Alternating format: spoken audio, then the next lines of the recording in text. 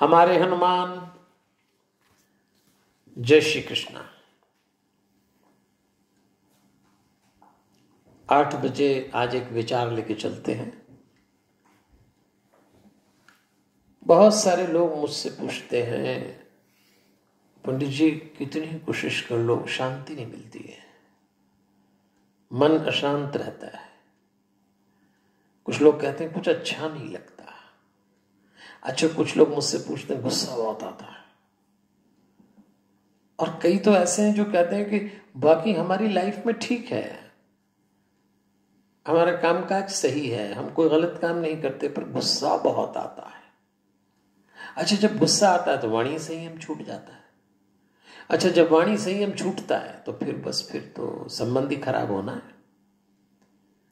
तो ऐसे लोग जब गुस्सा करते हैं, वाणी संयम छोड़ते हैं और उसके बाद फिर हमसे पूछते हैं हमारे साथ ही ऐसा क्यों होता है, हमारे साथ ही ऐसा क्यों होता है। अरे भाई, आग में कूदोगे तो पैर जलेंगे ना। आपको मालूम है, फिलोसोफर लोग कहते हैं इस सारी झंझट की जड़ क्या है मालूम है? अहंकार। बड़ा बारीक होता है। जब कोई व्यक्ति ये कहता है कि मुझे बिल्कुल अहंकार नहीं है, तो समझ लीजिए ये भी अहंकार की घोषणा है। मुझे, मैं, बस ये बात ही अहंकार की है। और अहंकार नुकसानों की खदान है। अहंकारी व्यक्ति को 2 बड़े नुकसान होते हैं। आप अच्छे लोगों की सलाह और अच्छे लोगों की संगत से अपने अहंकार के कारण वंचित हो जाते हैं। आपको याद है ना मैं अहंकार की बात क्यों कर रहा हूं? क्योंकि जीवन प्रबंधन के 7 सूत्रों में पहला सूत्र था सत्य बोले, दूसरा अहंकार न करें। और बहुत सारी समस्याओं की जड़ है, इसलिए मुझे अहंकार पे बोलना पड़ रहा है।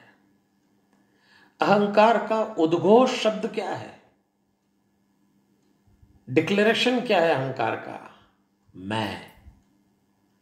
बस जहां आया मैंने किया, मैं करूंगा, मुझे ऐसा बोल दिया, बस गया काम से। ये जो मैं है ना, तो चलिए अहंकार से हुए नुकसान की एक कहानी सुनाता हूं।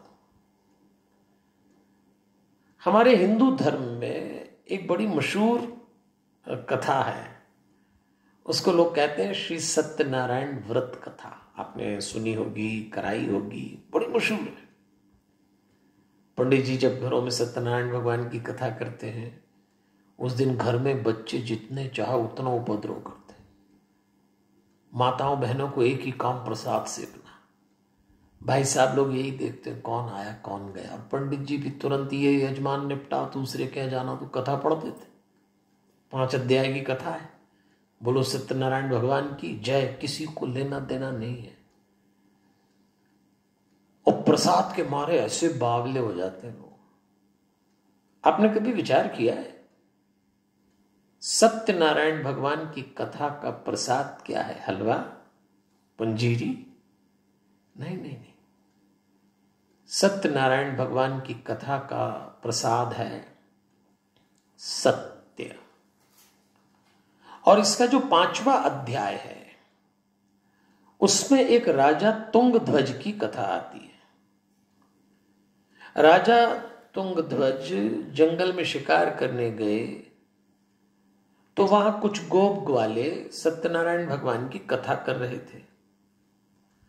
और जब उन्होंने सत्यनारायण भगवान की कथा का प्रसाद राजा जी को दिया, तो गर्व के कारण राजा जी ने उस प्रसाद को नहीं लिया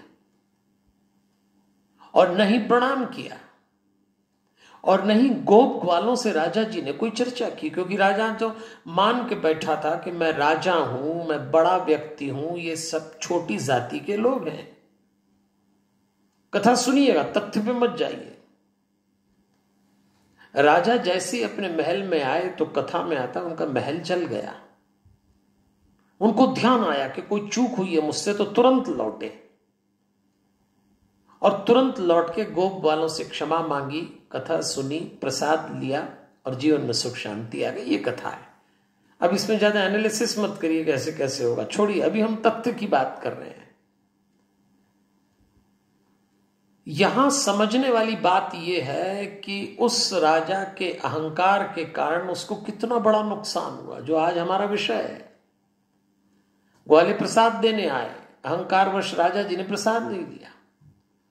हमें कोई आकर जीवन में सत्य देता है, परमात्मा देता है, भगवान की कृपा देता है, लेकिन हम अपने स्वभाव, आचरण, मनोवृत्ति, जीवन शैली, तौर तरीके, हट और अहंकार के कारण आती हुई इस कृपा को ठुकरा देते हैं, फिर दुख पाते हैं। अहंकार न करें। यदि भक्त बनने की तैयारी में है, यदि भगवान को पाने की चाह है, तो एक बात से मुक्ति पाई जाए, और वो है अहंकार। यह अहंकार हमको कहीं का नहीं रखेगा। याद रखिए, आदमी के पास जो कुछ भी होता है वो अभिमान के कारण उल्टा चला जाता है। परमात्मा तब ही उपलब्ध होता है जब आप अपने जीवन में मैं गिरा दें। मैं को तो गिराना ही पड़ेगा। तुंगध्वज जो नाम का राजा था, भेदभाव, छुआछूत के पुराने जमाने में रह रहा था, और परमात्मा के विधान में न तो भेदभाव की अनुमति है और न ही इस बात का कोई महत्व है। यह नए का युग है। जीवन वहां उदास हो जाएगा जहां जीवन में नई धाराएं आना बंद हो जाएंगी। यदि हमारा दिमाग, हमारा चित्त पुराना रहा, भेदभाव की गंदगी इकट्ठा कर ली अपने आसपास, अहंकार में जी रहे हों, तो अशांत होंगे, परेशान होंगे और परमात्मा से दूर चले जाएंगे। जब हम अपने जीवन की कुरूपता, ज्ञान, दुख और अंधकार से लड़ेंगे, तभी हमें आत्मा उपलब्ध होगी। और अपनी आत्मा पर टिककर ही निराभिमानी हुआ जा सकता है। सारे ग्वाले युवा थे, उत्साही थे। नई पीढ़ी राजा के पास आई, राजा पीछे हट गए। देखिए, प्रगति की और पीठ करके यात्रा करने वाली कोई भी सत्ता कैसे टिक सकती है।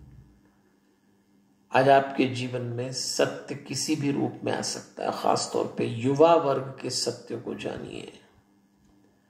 राजा अपने अहंकार के कारण उनको नहीं समझ पाया।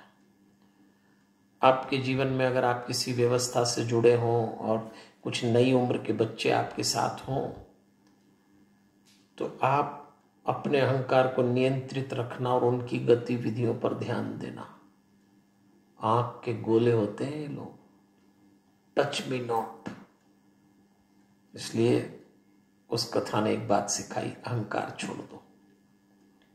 आपसे भी निवेदन करूंगा, कल फिर मिलेंगे एक नए विचार के साथ। हमारे हनुमान। जय श्री कृष्ण।